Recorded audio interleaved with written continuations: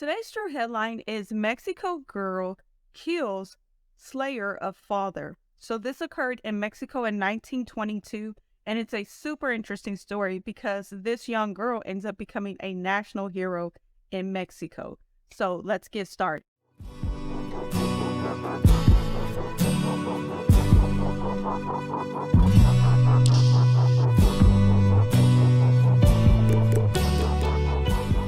Angela Willis, and welcome to my channel. I am historian slash history teacher, and I like to use murder cases to help people better understand history, because oftentimes these cases, once you really dig into them, reflect larger problems in society of that time period. So today we are looking at Maria from Mexico City. So essentially we're looking at Mexico after the revolution. So for about 10 years in Mexico, we have this political revolution that is occurring where you have the president who doesn't really want to step down. And then you have revolutionaries who want to bring change, who want to disrupt the social class system and really start making things more equal in Mexico. So this case happens when officially the revolution was over, but there was still some issues still arising from this time period. So Maria grew up in this revolutionary period. So she was 15 at the time of the murder. So she was very young during this whole time period. And her father, Jesus, was an editor at a magazine in Mexico City.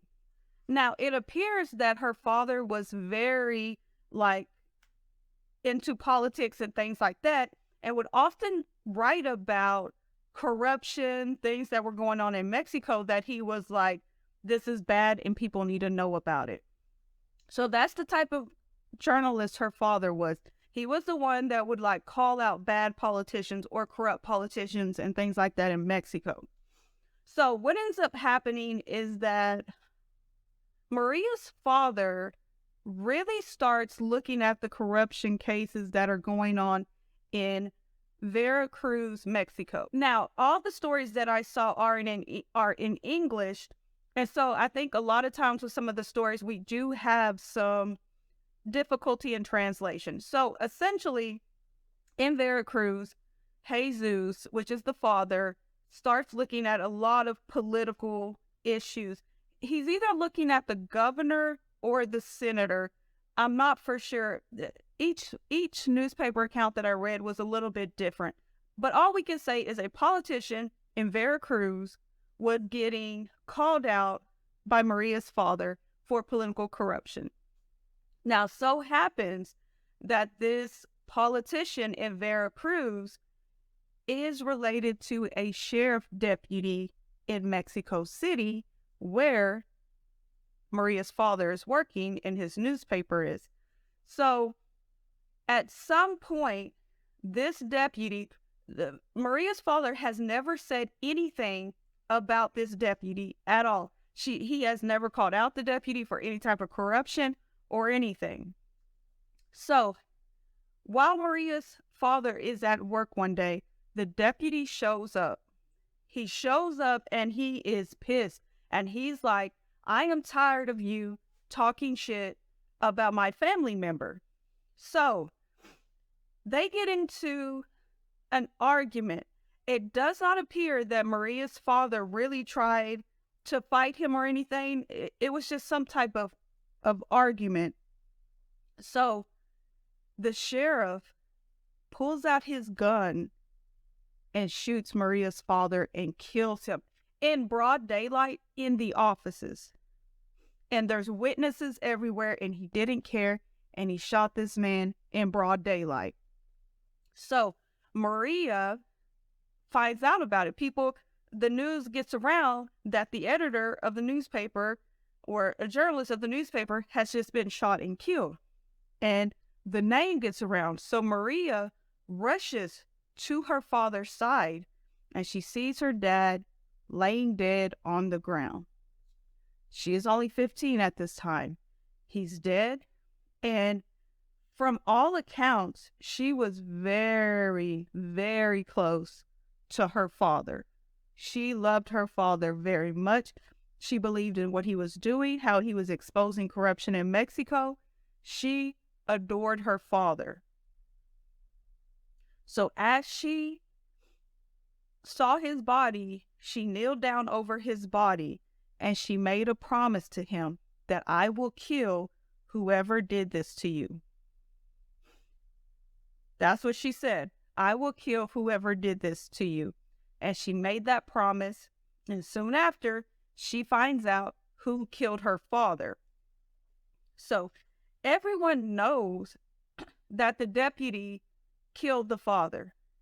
But here's something, it's before I tell you how the deputy got off, please understand that this is actually very common all over the world, what I'm about to tell you. The deputy got off by claiming immunity.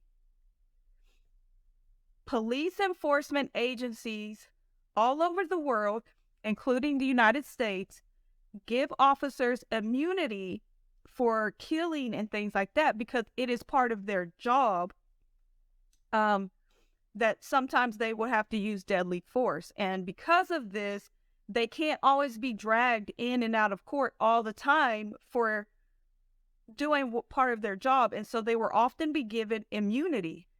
So the sheriff deputy, whose name is the sheriff deputy, whose name is Francisco, goes to court and says, I claim immunity because I'm a police officer.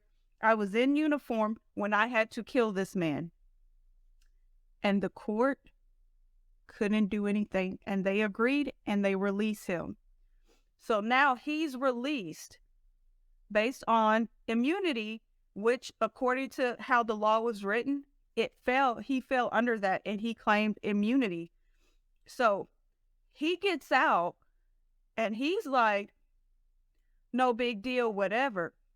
So Deputy Francisco gets out and he's just living his life. And Maria is completely devastated. So before anything happens, everyone says that this child, because she's only 15, almost has a mental breakdown, that she was grieving more so than was normal. Everyone is sad, especially when your father dies, but her grief seemed to run very deep, and her friends and family said it was she just couldn't get over it, and she was crying all the time, and she was just upset and upset and upset, and she could not handle the situation. And so she is extremely upset. She knows that the courts have just released the deputy and said that he will not face charges or anything for killing her father. And so this young girl has a weapon. So that Christmas, before this happened, before the shooting, the last Christmas with her and her father gave her a pistol with bullets. She's 15. It's a different time period. We're talking about 1922. This could have been a common thing. Or the father could have understood that he and his family were in danger. So the newspaper article really doesn't give any context as to why this father felt the need to give his 15-year-old daughter a weapon, but he did. He gave her a gun, and perhaps he knew that what he was exposing would get him into trouble with the police or the government.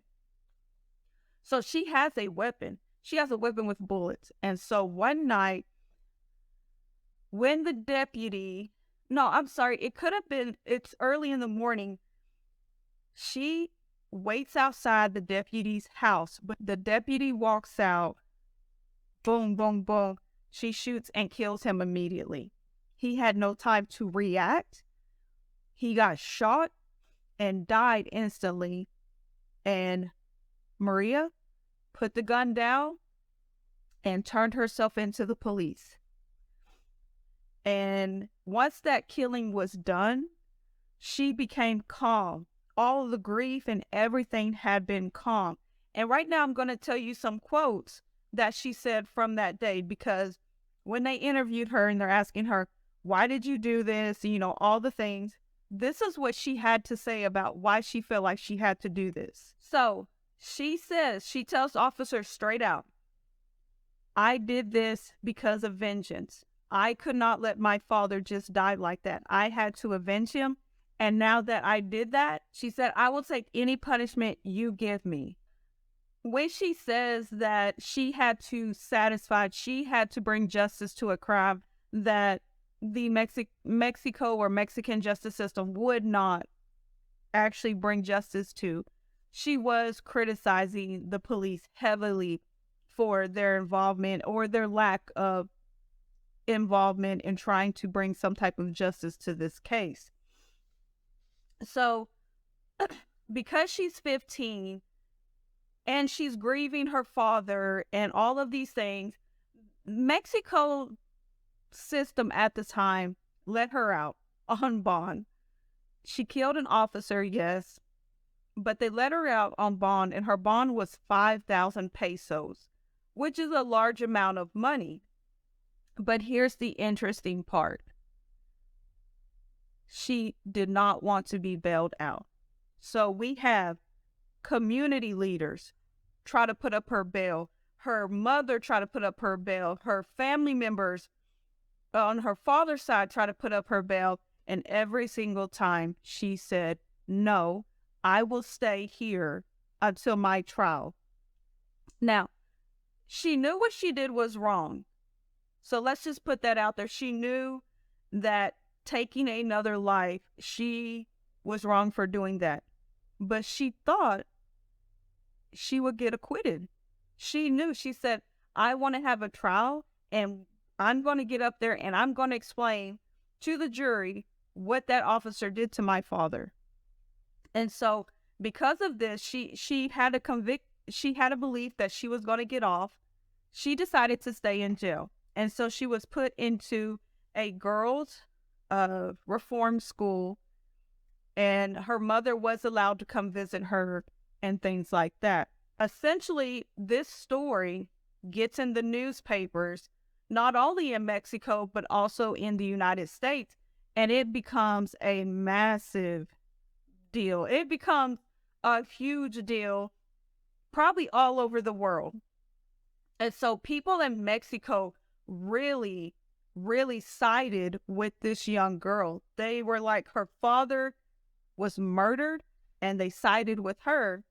And one of the things that this case was known for is while she was in jail, she received so many flowers that the jail had to tell them to stop because people were sending her flowers and support and agreed about what she did, that, her father was very important to her.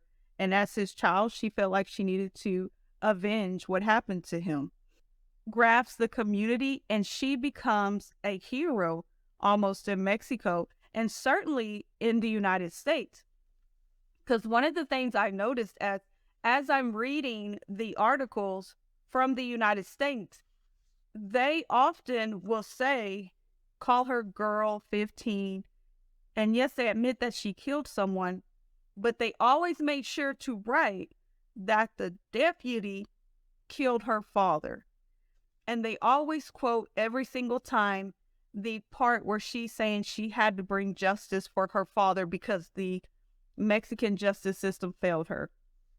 So it is very clear from the American newspapers that, at least in the United States, she was heralded as someone who loved her father and was trying to do the right thing for her father. And also the American newspapers noted that in Mexico, she was also viewed in a very positive manner. And so we see here this interesting dynamic of this girl who killed a police officer, yet becomes a heroic figure in Mexico because of why she did it. Now, it is noted multiple times in all the newspapers that she was manic. She was hysterical, manic, out of her mind. But once she killed the deputy, she was calm. So historically, why is this important, and what are some of the historical things we can see from this story? Number one, we see that yes, the Mexican Revolution was trying to end the corruption, the bad government, and stuff like that. We can kind of tell that it really didn't end, that Mexico still had a lot of corruption and things like that as we get into this new period.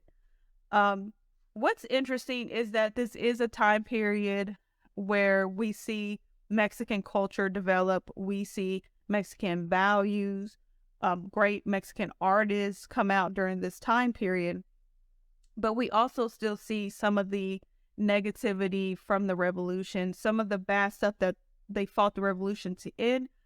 We kind of see a continuity in that.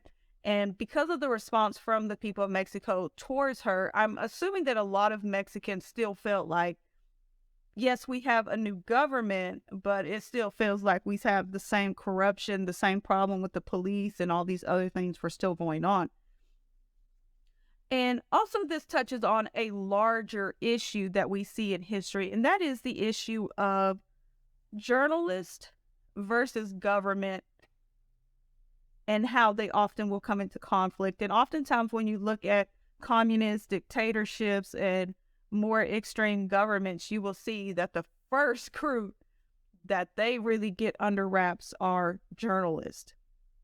Oftentimes when two countries are about to fight or having conflict, you will start seeing journalists getting arrested left and right. Anytime there's some economic problems, journalists are targeted to stop them from publishing things that will make the government look bad. And this also reminded me of a story that recently happened here in the United States. I believe it happened in Oklahoma. And it's just literally like the same exact thing, this conflict between politicians, governments, and the journalists. It's so weird, but it's historically always have happened. It's always there, especially in modern history. So what happened in Texas recently, a journalist believed that the local government, the local city government, was actually having meetings after work, having meetings after everyone left. So all their meetings are supposed to be held in public. They're not supposed to have any private meetings whatsoever. And this journalist knew they were having meetings. He just knew that they were having meetings after everyone left. So he left his voice recorder in the room. Now, he's smart. He's not dumb. He consulted 2 to 3 lawyers and said, is this legal for me to do? And the lawyers were like, based on Oklahoma law, you're free to do that. So the journalist left his voice recorder in the meeting room, and it would activate if people started talking. So the journalist was only trying to prove that, hey, they're still having meetings about city business when they're not supposed to. That's it. What he recorded was they were planning his murder. They were talking about how they were going to do it. They were talking about who they were going to hire. And what was interesting is that one woman that was in the meeting, she actually said, if we do go forward with this, we need to make sure it's done in a way so that his daughter-in-law or other people, innocent people, aren't framed for the murder. So they were talking about locations, where they're going to put the body. They're looking at who all they're going to hire to do it. They are just doing the most. And then they get super racist for some reason, even though the journalist is white.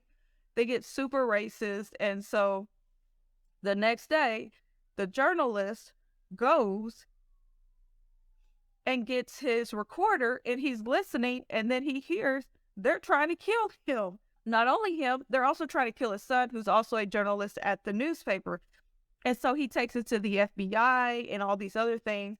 And what was interesting is that the government officials at first were like, they didn't even say we were playing. They were like, well, that recording was illegally obtained. As if that's the problem. The recording being illegally obtained, that's the problem? You not trying to kill this man and planning it out is not the problem? You holding city council meetings and things like that after everyone's left, which is against state law, that's not the problem? The problem is that he caught you and now you're like upset about it. And so the guy ends up going to the FBI because he's like, they're going to try to kill me.